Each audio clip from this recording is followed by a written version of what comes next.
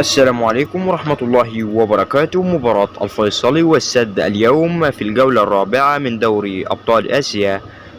ثواني وخليك تشاهد المباراة بس مباشر. قبل ما نبدأ الفيديو اشترك في القناة واضغط لايك للفيديو فضلا وليس أمرا. تنطلق المباراة اليوم على استاد عمان الدولي في 8 مساء بتوقيت مصر والسعودية، الساعة 6 مساء بتوقيت المغرب والجزائر وتونس، بتعليق المعلق أحمد البلوشي على قناة بين سبورت. توقع نتيجة هذه المباراة فيها تعليقات. لا تنسى ضغط لايك للفيديو والاشتراك في القناة، ولمشاهدة المباراة اشترك في القناة واكتب تم في التعليقات.